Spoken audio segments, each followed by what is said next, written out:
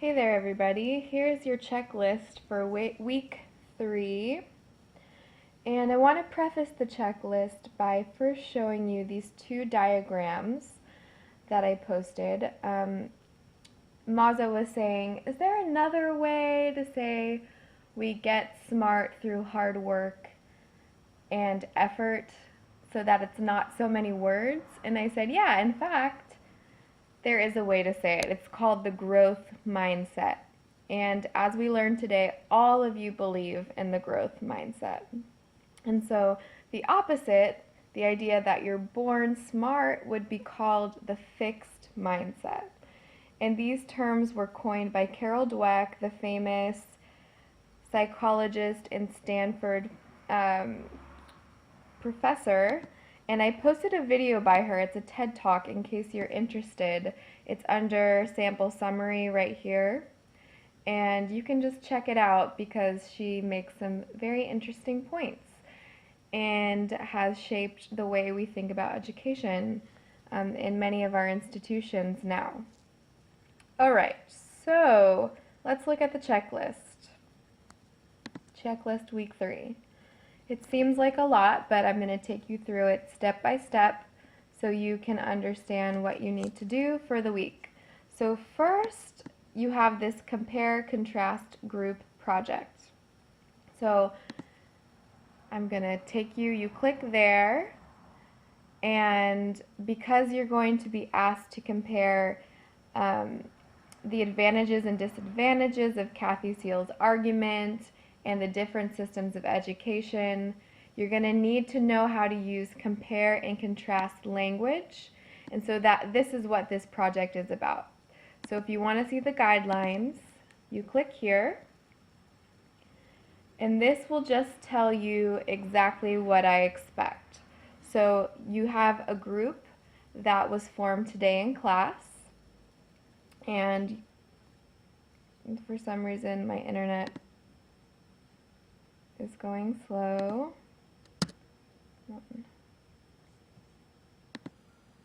Okay, so here we are. So what you're going to do is you're going to look through the first 2 articles that we read, and I want you to go through and highlight the sentences where the author compares and contrasts. Then on your Google Doc, you're going to have one Google Doc per group. I would like you to write down 4 examples from each article. So maybe each person can do 1. They need to be different. Each example should include a direct quote and a paraphrase. So underline the compare-contrast move in a direct quote and then paraphrase it. So for example, and you're going to use the technique I showed you today to quote and to paraphrase. Make sure you include the name and the page number, okay? So the direct quote, the Japanese kids, however, worked on and on. I highlighted or underlined the comparison move, and then I put Seal's last name with the page. Here, in my paraphrase, I say she's contrasting Japanese and American work ethic. It's not a very good paraphrase. And you need to include the page number. So then, after you find the compare-contrast sentences in the reading, you're going to create your own. And you can compare and contrast the different education systems we have read about. Japanese, South Korea, Finland, United States, and also the system in your country. It'd be interesting to read how you compare your home country to that of the States or the other countries we've read about. Or you can compare and contrast the advantages and disadvantages of the different mindsets. So if you go down below, I have these sample language frames. So you can just fill these in, use this language here, and fill in the comparisons. This is language for comparing, here's for contrasting, okay? And you don't actually need to do anything when you're finished with this. You just leave your Google Doc, and I'm going to just open it next Wednesday to check and see that you guys have all done it. So here are all the groups. You just click on your group, Google Doc, and then you guys start writing. So make sure that everybody writes their names, okay? You can use different colors to indicate who you are, but make sure I know that everybody is working together on this, okay? If you have questions about this project, you can let me know. This is due next Wednesday. So let's go back to the checklist, week 3. So I'm going to type up some of the advantages and disadvantages into a little document as soon as I can, and you can go and add more to this and use this as a reference. And then I have a couple of handouts for you that I want you to read. Remember, I said you're going to look at how to join an academic written conversation, how to join an academic spoken conversation. So if you click on these, it'll take you to another document. Both of these will. And as you read through this, so this one tells you how to transition. You've written your summary and you're going to write a summary response. And this shows you how to transition to your thesis. So I want you to read through this. These are some things I've already talked about with you. And I want you guys to comment.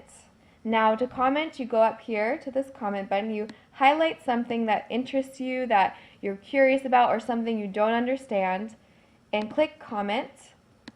And then you just add your whatever comment you want to make, okay? What do you mean by this idea? And when you're finished, you click comment. I would also like you guys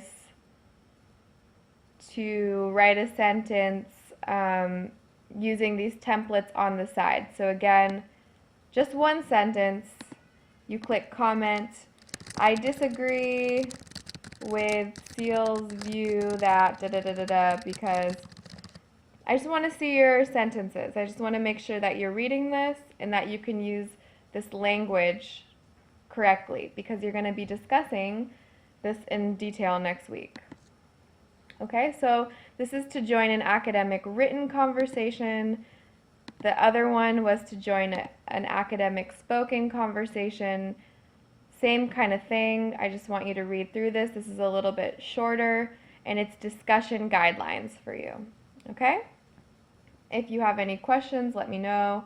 You can post your comments along the side. Back to our checklist. I'm going to post a quiz, a short little quiz, just to make sure you have read and understood these 2 documents. That should be up on Friday. And then, as I mentioned, we're going to do one of my favorite activities, the Socratic Seminar. That's happening next Wednesday. And so if you click on here, this is going to explain what the Socratic Seminar is. So quickly I'll tell you what it means. So the purpose is to help students understand the ideas, the issues, and values reflected in a specific text. We have 2 texts. We have Trouble with Talents, and we have What Makes the Smartest Kids in the World. We're going to have 2 different groups talking about the different articles. Okay? So the first group will discuss Trouble with Talent. The second group will discuss Smartest Kids in the World. The group that's talking is going to have 20 minutes to discuss without any interruption from me or your classmates sitting behind you.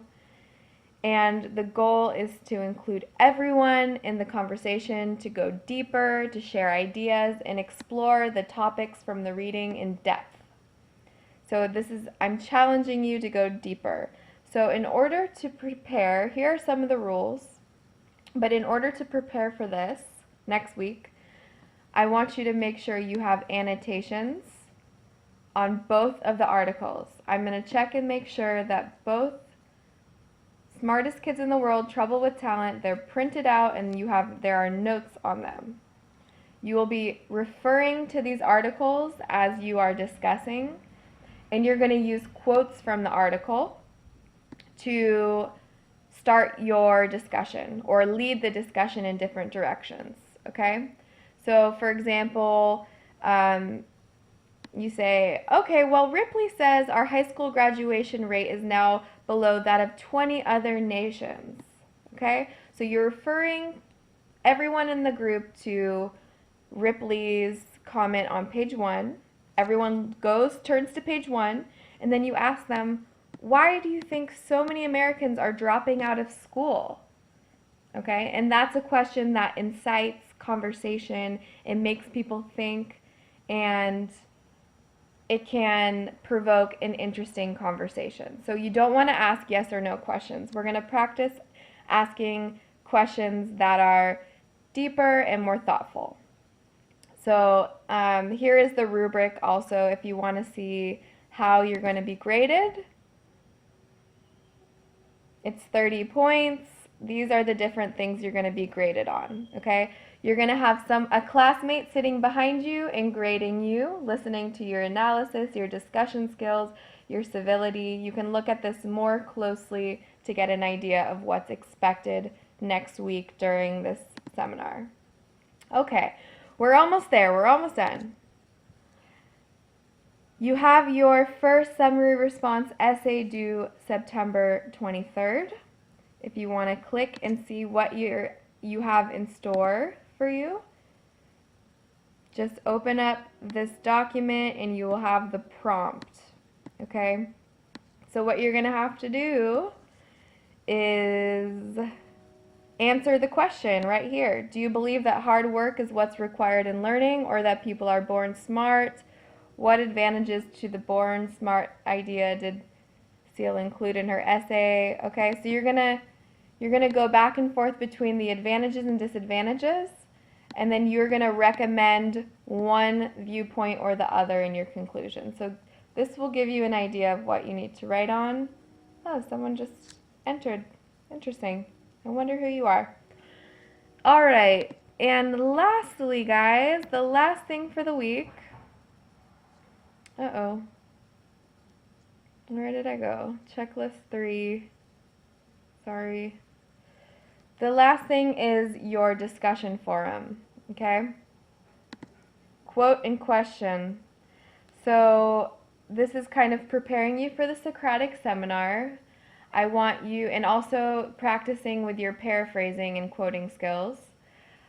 Choose one line from either of the articles we've read, and then ask a question about the idea, okay? So I was interested in this Hagwon idea. So my paraphrase is, Amanda Ripley mentioned 70% of Korean teenagers go to Hagwons, or after-school tutoring programs. And her quote is, Hagwons are the Korean word for the after-school tutoring academy. So my question is, are these Hagwons beneficial to the students who go there? What are the benefits and detriments to going to these Hagwons? So you're finding one line, you're quoting it, you're paraphrasing it, and you're asking a question. Then your responses are going to go, you're going to look at 2 of your classmates' questions, and I want you to respond to those. And that's going to be your discussion, your full discussion participation for the week. Okay, that is it.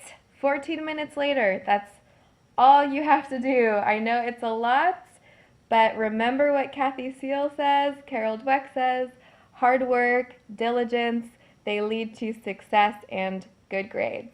All right, guys, I'll see you soon. Take care.